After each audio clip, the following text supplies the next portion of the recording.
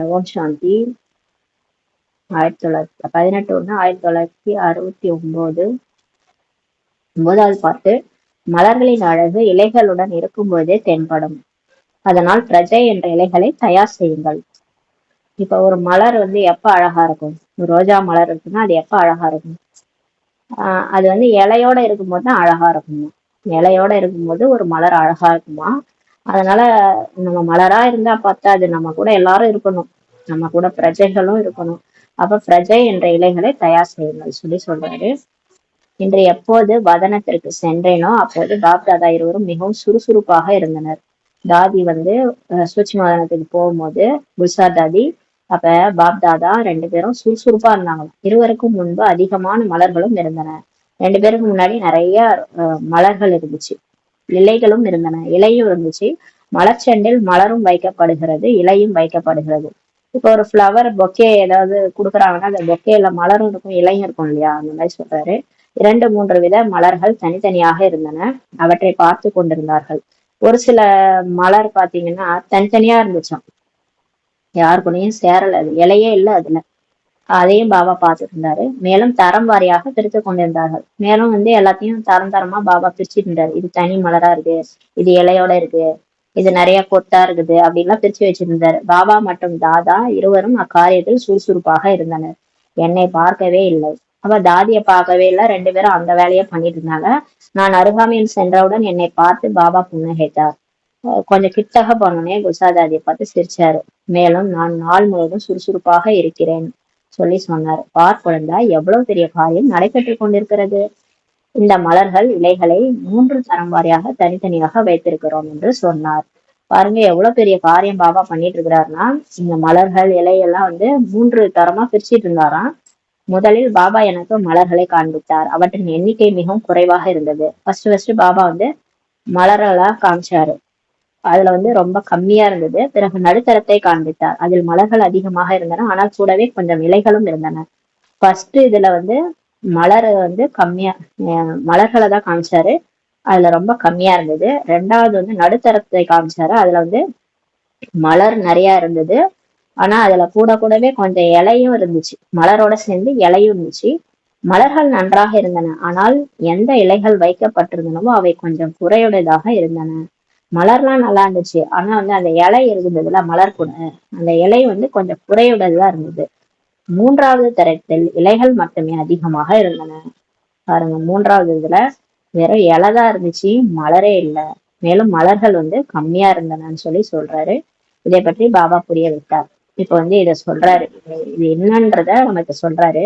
இந்த முதல் தர குழந்தைகள் யார் என்றால், யார் முற்றிலும் பாபாவின் உள்ளத்தில் இடம் பிடித்துள்ளனரோ அவர்களே ஆவர்.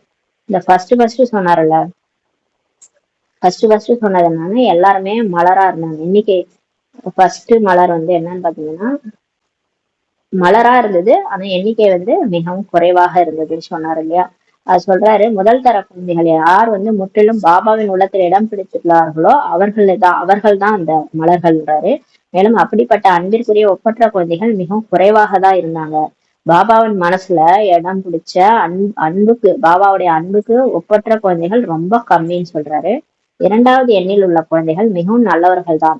2வது நடுத்தரம் காமிச்சார் இல்லையா, இலைகள் இருந்தது, அந்த இலைகள்ல கொஞ்சம் சில குறை இருந்ததுன்னாரு. அதுல கூட இருக்கிற குழந்தைகள் நல்லவங்க தான், ஆனால் கொஞ்சம் ஏதாவது குறை இருக்கிறது, ஆனா அவங்களுக்குள்ளார கொஞ்சம் குறை இருக்குதுன்றாரு. மலராகி இருக்கிறாங்க, எனினும் கொஞ்சம் குறை என்பது இருக்கவே செய்கிறதுன்றாரு. நல்லாதான் மலரா ஆயிட்டாங்க, இருந்தாலும் அவங்கள்ட்ட கொஞ்சம் குறை இருக்குதுன்றாரு. 3வது தரமானவர்கள் பிரஜைகள் ஆவர். 3வது சொன்னார்ல, வெறும் இலைதான் இருக்குது, ஆனா மலர் கம்மியா தான் இருக்குது அப்படின்னா அவங்க வெறும் பிரஜைகள் சொல்றாரு. அவர்களில் சிலர் மலர் ஆகின்றனர். அந்த பிரஜைகள்ல கூட சிலர் நல்லவங்களா இருக்கிறாங்கன்னு சொல்றாரு. சிலர் மலர் ஆகிறாங்க, எனினும் அவர்கள் கடைசியில் வரக்கூடியவர்களாக இருக்கிறாங்கன்னு சொல்றாரு. மற்ற அனைவரும் பிரஜைகளே. அதுல கூட சிலர் மலரா இருக்கிறாங்க, மத்தவங்க எல்லாம் வெறும் பிரஜை, அதான் ஞானத்தை கேட்டுட்டு போயிடுறாங்க, சேவை செய்ய மாட்டாங்க, சும்மா வராங்க, சென்டருக்கு வராங்க, ஞானம் கேட்கறாங்க, போயிடுறாங்க. அதுல சிலர் நல்லவங்களா மாறுறாங்க. அந்த மாதிரி இருக்கிறது 3வது தரம். ஃபர்ஸ்ட் தரம் பாபாவை மனசுல இடம் பிடிக்கிறாங்க. 2வது தரம் நல்லவங்க தான், அவங்க கொஞ்சம் குறை இருக்குது அவங்கள்ட்ட. 3வது தரம் வெறும் பிரஜைகள் தான் இருக்கிறாங்க அப்படின்னு சொல்றாரு. மற்ற அனைவரும் பிரஜைகளே. எனவே மேலே குறிப்பிட்ட 2 தரமான குழந்தைகளுடையது ஆகும்னு சொல்றாரு. பாப்தாதா இப்போது மலர்ச்செண்டை அலங்கரித்துக் கொண்டிருக்கிறார்கள். இப்ப பாபா வந்து இந்த மாதிரி குழு குழுவா எல்லாரையும் அலங்கரிச்சிட்டு இருக்கிறார். எப்போது மலர்ச்செண்டு அலங்கரிக்கப்படுவதோ அதில் மலர்களை மட்டும் வைப்பதால் மலர்ச்செண்டு அழகு பெறுவதில்லை. அதில் சில இலைகளும் தேவை.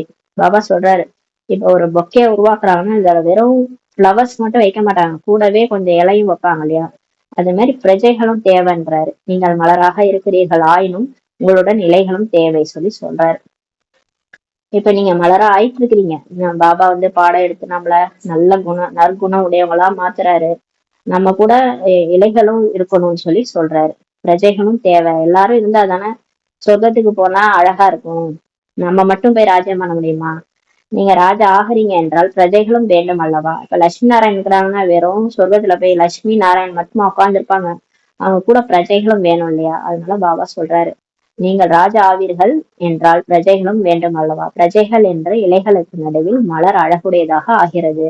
இப்ப பிரஜைகள் இருந்தாதான் நீங்களே அழகா தெரிவிங்கன்னு சொல்லி சொல்றாரு. நடுவுல மலர் அழகா ஆகிறது. இங்க இருந்து கொண்டே குழந்தைகள் உங்களுடைய மலர்ச்செண்டை உருவாக்குகிறேன். இப்ப பாபா மேல இருந்து எல்லா காரியமும் பண்ணிட்டு இருக்கிறாரு.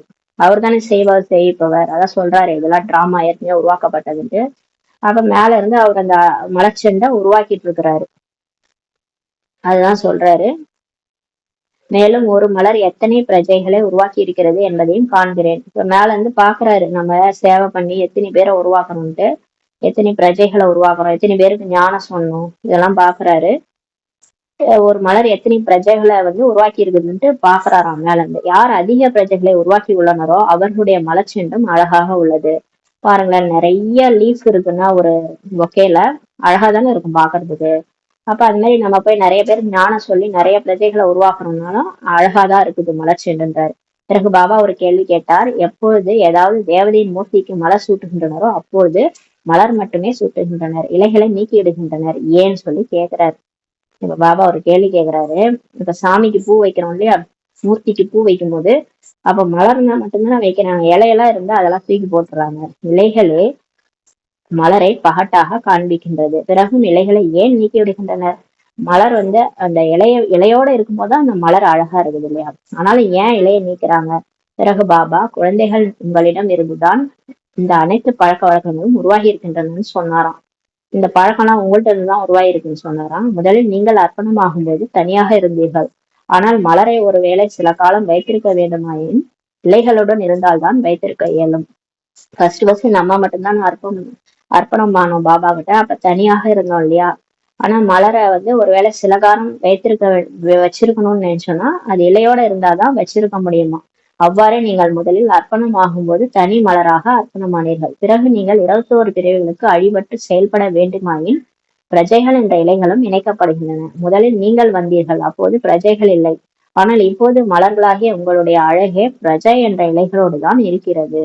அதனால் பாப்தாதா கூறுகிறார், பிரஜைகளை உருவாக்குங்கள் என்று உரைத்தார்.